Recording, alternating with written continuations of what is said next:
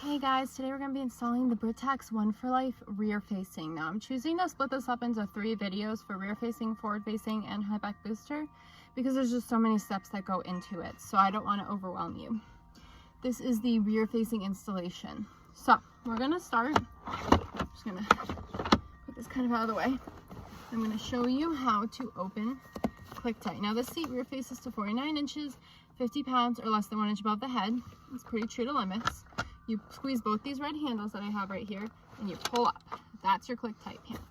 So in the change recline, you press the red button on either side and then you change the recline. So I'm going to show you pretty much as recline. I'm going to leave it on 2 just because 1 doesn't really work in my car. But we're going to start with the seatbelt install just because it is the preferred method by Britax. So you're going to make sure the seat is square on the seat. It does allow 3 inches of overhang in rear facing. My car doesn't need any overhang, so we're good. No overhang. You can see the front of my car seat. So I'm going to take my seatbelt and I'm going to root it through right here and right here. Now I am going to actually put the shoulder belt through it too. See it? So it's in the hole as well. And then I'm going to take it over here and I'm going to buckle it. And please ignore my seats. My son decided to dump his entire water bottle on them this week. Alright, so it's buckled. And then I'm just going to tug it once. You don't want to over tighten it because you won't be able to close the Clicktight panel. Then I'm going to close my Clicktight panel. If you push on those red buttons, that's where the best way to close it is. And then I'm going to test it side to side, front to back. And you can see how snug that was, and I didn't even pull on this that hard. So you don't want to over tighten the seatbelt before you close the Clicktight panel because it's not going to close. Now, I want you to see right here, there's a little level. And right now I'm in the green with blue lines area right here. And that is good for a child with head control.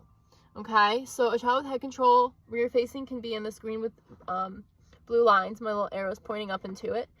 If I'm going to have a baby who's smaller than that, it needs to be in the dark blue.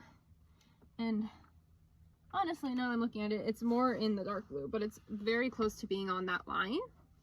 So if you have a child with no neck control and you cannot achieve that recline, you can use a rolled towel to get it in the dark blue.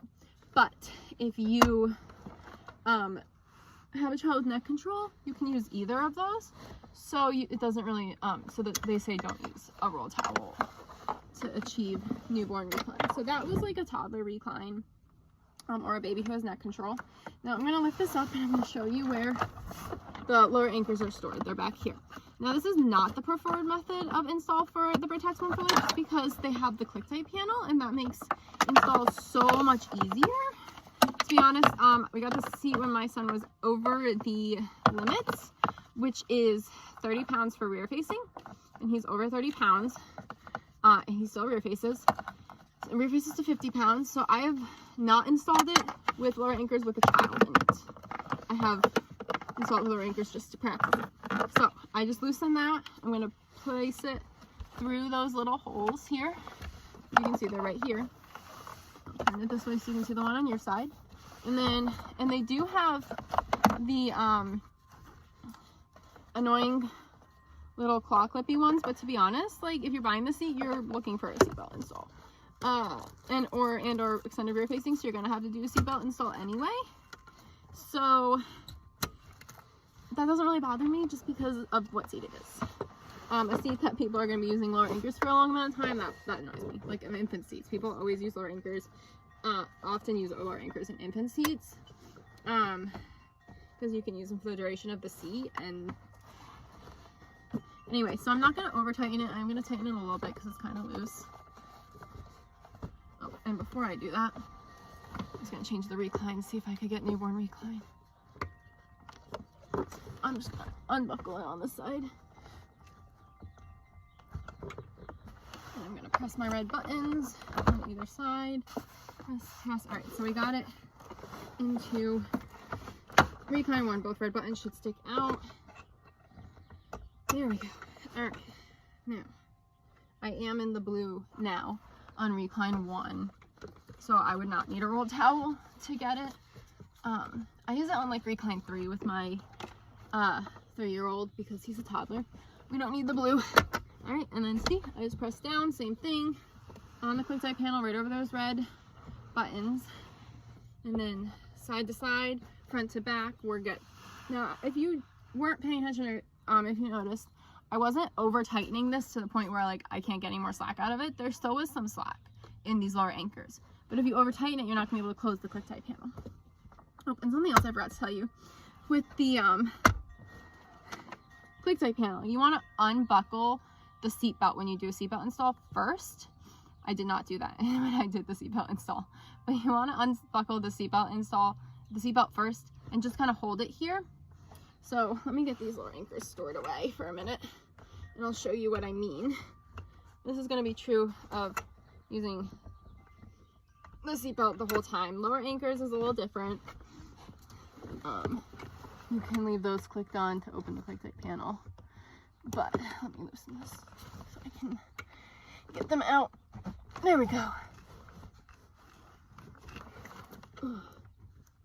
There, got them. Those claw ones really are annoying, but for a seat that doesn't really tell you to use lower anchors, I mean, it's safe, it's tested that way, you can use lower anchors, but they don't recommend it. So again, for a seat that I personally bought and will never use lower anchors for, I don't really care that they're claw clip, but that is something to keep in mind. They're not going to have those like premium lower anchor the click-on ones that are so nice. All right, so let me show you the seatbelt again real quick. I'm going to just put it through. I'm going to come on over here and buckle it.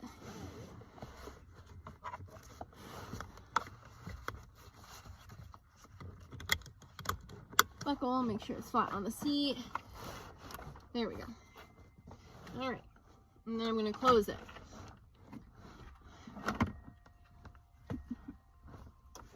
There. So I make sure I see both my red buttons. I can put that down. I am in the blue, side to side, front to back, we're good. Now I want to uninstall the seat. I'm going to unbuckle it, and then I'm going to hold it in my hand. Now my seatbelt is not retracting very quickly, but yours could. Every car is different. So you're going to hold it while you undo this with your other hand, and then you can just retract your seatbelt. And that is the Britax One4life install for rear facing. So I'm going to show you the low level indicator. It's right here.